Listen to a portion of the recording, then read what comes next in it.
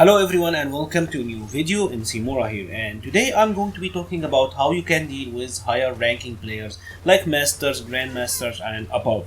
This was brought to my attention by Komodo Dragonzord over on Reddit, so shout outs to him. And I found it to be an interesting discussion to talk about. So let's get started.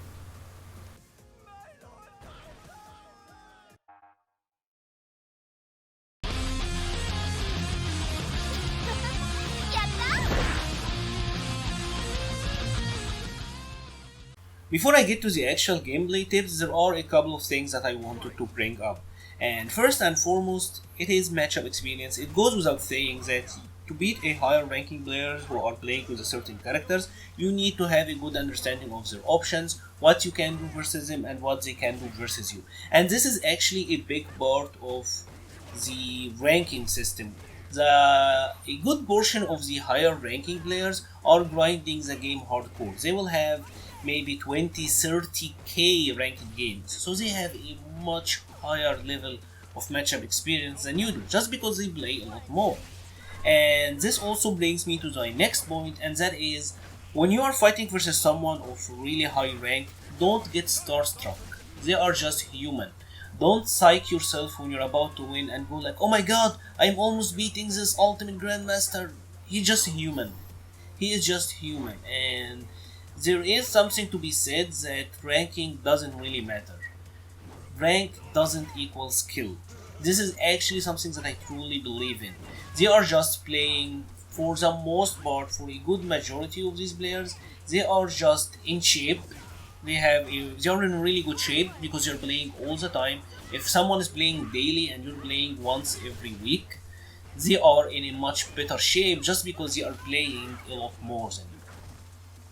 I think it goes without saying that, and even if you do beat some of these players, don't make a big deal out of it. Don't make it like it's a lifetime achievement if you beat them, because it really isn't. It's just a match. It's just a match at the end of the day, and they're just a human. So don't put it into your mind too much. And the one final thing I want to bring up, and that is, these players are usually playing the game super seriously, so there is a good chance that they have a really optimal setup. And by setup, I mean like a low latency monitor, maybe playing the game on PC or playing on the PC version, and that stuff actually does make a good difference. Personally, I am playing on a PS4, I'm playing on a TV, so as lazy as they get. But a lot of these players who are playing the game super hardcore, I'm an ultimate grandmaster warlord, a good portion of them will have really optimal setups, and with an optimal setup you can cut like 2 or 3 frames of input delay, and that really matters. So it is up to you whether you think that is worth it or not. It is a life decision that you will have to make. I personally don't think it's that big of a deal. If you're not playing like on a really competitive level and going to tournaments and all of that, I don't think it's a big deal.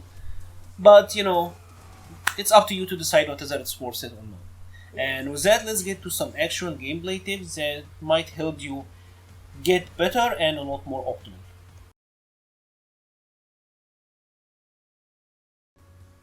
When we are fighting these higher ranking players, optimization is the name of the game. Your opponent is not gonna make a lot of mistakes, so you want to make as much as possible from the openings that you are going to get. And one of the biggest factors in any round of Street Fighter V is your V-trigger and how you handle it. And this goes twofold. So to start, I would highly recommend knowing all of the popular activations and how to avoid them. So if you're playing Chun-Li, for example, a lot of Chun-Li players will do the slide activate. Now, the higher ranking players probably will not do that, but since you are probably doing it, if you are playing Chun-Li and you're up and coming, chances are you are going to be doing it. They will wait for you to do it, will punish you and activate of their own. So if you are using Chun-Li, Bison, there are a couple of characters with some really popular V-trigger activations, and a lot of them will go, you'll go to that in a desperate fashion, and I really don't want that. So know that the popular activations and try to avoid them as much as possible. And when you are activating your own V-trigger, I highly recommend one of two things. So you either have to hit confirm your V-trigger activation, and by hit confirm I mean activating your V-trigger on hit, or activate it on block in situations that will give you really strong advantage. So for example, I see a lot of Colleen players doing something like this and activating V-trigger. And what did you get from that?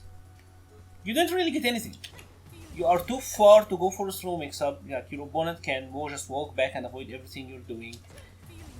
On hit you do get a combo, but on block you're not getting anything.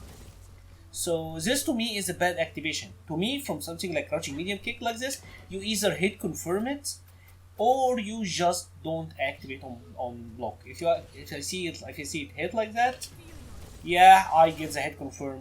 If it's blocked, I don't do anything. That's what you're supposed to be doing. If you are playing someone like Colleen and your opponent is just blocking and you want to activate your V-trigger, activate from that.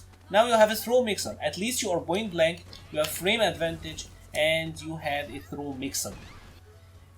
In a situation like that, maybe we'll have Chun-Li here try to take the grab.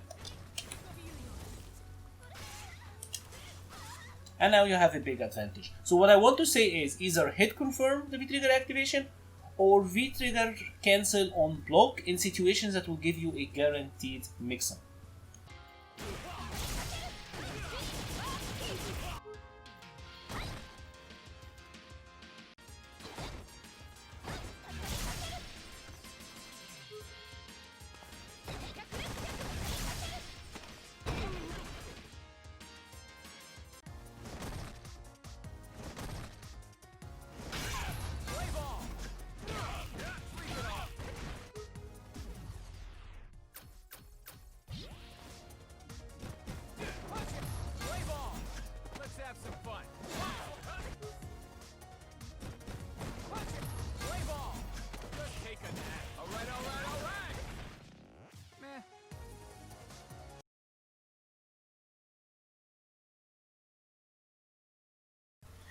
And now I want to talk about another aspect, and that is the structure of your pressure game. And I want to use Cody to elaborate on this. And let's see what I'm talking about here. So what I'm talking about is how do you pressure your opponent. Typically speaking, you want to maintain as many turns of pressure as possible. You want to go for strings that give you the most options consecutively. So what I mean by that is when I'm up close and I want to pressure Cammy, I can go for maybe something like a crouching medium punch. Crouching medium punch is decent, but it doesn't give me a throw game. Standing medium kick is +3. You can say +3, that's amazing. But the issue with standing medium kick is, again, it doesn't give me a throw game. Standing light kick will give you a micro walk to throw, so that's not really that bad. And the +3, you can get that micro walk. Now, crouching light punch will give you the best option, because with crouching light punch, you do get the tag grab. So, if we do crouching light punch or standing light kick, we can immediately go to a throw situation. But with the mediums, we are too far. Now, let's take this a step further. Let's take a look at what happens if they press a button. So, Cammy here will press her jab, right? So, if I do the standing medium kick, I will get the hit confirm, I'll get the counter hit, so that's great, but I'm too far to link into anything. So when I do get that, as you can see, it's like I can't actually confirm into anything other than the sweep. So that is not a good pressure structure. It's decent in situation where I can get something like a standing medium kick to CA maybe, but that again is not really that fantastic. There are better options. If I go for a crouching light punch, I can get something like that, which is decent, that's not bad. But again, I lost my throw mix-up. The throw only got here because she pressed the jab. If she didn't, my throw would have whiffed. So if we removed her from doing the throw, that would have whiffed. But let's take a look at the jab. The jab will give me, we have her back doing that, yeah. The jab will give me this. I can get the jab and I can still get the combo.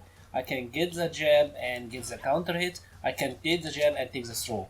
So the jab gave me a throw game if she blocked and didn't do anything. It gave me a throw game if she blocked and she tried to interrupt. And it also gave me a counter hit combo. So starting my offense with jab seems like the best option here, right?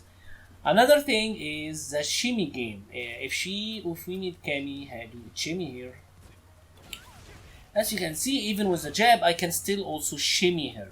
So because I did my crouching light punch in my block string, and I also actually I still get the counter hit. So starting my pressure with a crouching light punch allowed me to have the most variety of options in terms of pressure. Another thing I really like to do is doing something like standing light kick to standing heavy into the EX tornado, because in the corner, if she tried to throw or she tried to mash, you get this to combo. And if we made Kami block everything and not do anything, any action at all, you're still in throw range. So this is really good. You want to go for plays or go for block strings that maintain as much plus frames as possible. I also like doing something like, let's have her block, she's not doing anything, right? Yeah. So let's do something like this. I like doing something like that, or maybe crouching light kick into the fireball. These are decent options because if she try to move, the zonk might hit her. If she try to throw jump, maybe it's a sweep, or maybe I can cancel into just regular zonk. Basically, go for the options that give you as many turns of pressure as possible. And now I wanted to show you how this same concept can be applied to a character like Mika. So for example, we can maybe start our pressure with a forward heavy punch. If that hits, you go to EX wingless. Of course it's blocked. You have a mix-up here where you may be able to do like an EX giant swing, or if he's only blocking the first hit, you can get something like, if he's blocking the first hit, you can get that and hit confirming to medium to EX speech, and that's fine. But I also wanted to show you another example of what I believe to be a better block sequence. So what I like to do is something like this, like doing crouching light kick, standing light kick, crouching light punch. And this is really good because you can do crouching light kick or the light kick to the grab. You can just go from light kick to command grab. You can get the light kicks to an EX command grab. You can do the three jabs and micro walk to an EX typhoon. If they happen to only block the first attack only, you can get something like this to combo. So you still maintain your pressure. If they got hit meaty and they weren't blocking, the whole thing combos. So as you can see, this gives me so many turns of play. I can do 1 light to grab, 2 lights to grab, 3 lights to grab. If they got hit anywhere on that, they can get hit. I find that to be a much better pressure situation or pressure sequence than just going for a high risk or high reward option of the forward heavy punch, which is rewarding. Like this, don't get me wrong, this is really rewarding, but it ends your pressure straight away, and a really good player is probably not gonna give you that many options to run that on them.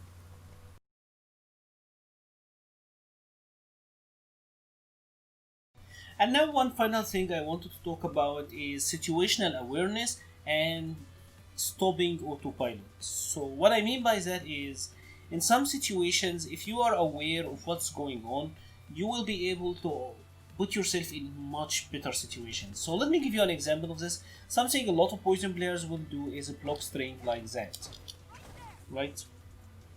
That's gonna happen a lot. Maybe you do that on block or on hit, you don't really care, but you should. You absolutely should, because if your opponent actually got hit, like let's say your opponent got hit here, the heart rate didn't combo. The heart rate didn't actually combo. And if we want to take a better look at it, as you can see here, the heart rate doesn't combo. But if we had better situational awareness and we noticed that we got the combo, because this is certainly hit confirmable, you can get something like into a heavy ant line, maybe actually combo to light EX trade or whatever, and you get much more damage. So just autopiloting made us get a chip attack and we reset the neutral, but actually the situational awareness will get you into a much better situation. And this doesn't just go for when you're attacking, it also go when you're defending. When the opponent is dashing in on you, when someone is dashing in on you like Nash here, typically speaking, as you just noticed, my jab is most likely gonna be a counter hit, and the jab is counter hit because when your opponent is dashing, he's dashing into an action, right? He is dashing to do an attack. So your interruption, it's actually impossible to react to the dash. You are most likely going to interrupt their next action. So me doing just jabs to light kick heal, that's fine. But if I can get the counter hit combo, I missed it. As you can see, if I got just the counter hit combo, I am in a much better situation here. Like look at the difference here between what happened when I optimized versus not. Not only I am in a much better situation, I reversed the corner situation. And another good example is let's say we are waking up and the opponent knocked us down with poison, and I am trying to wake up light punch, right? So what I can do with poison is maybe go for a double light punch. Again, since you are waking up with an attack, we are going to be getting a counter hit opportunity. So I can do something like jab jab light kick heal. This is fine, but you don't get a throw after it. There is no pressure situation here. If your opponent back rises, you're not getting much. You can get a medium KMA punch, but there is no throw threat. However,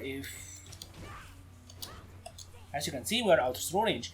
However, if I went for the counter hit route, which is light punch to standing medium light kick, light punch to standing light kick, I can get the medium kick heal. And the medium kick heal will give me a throw situation.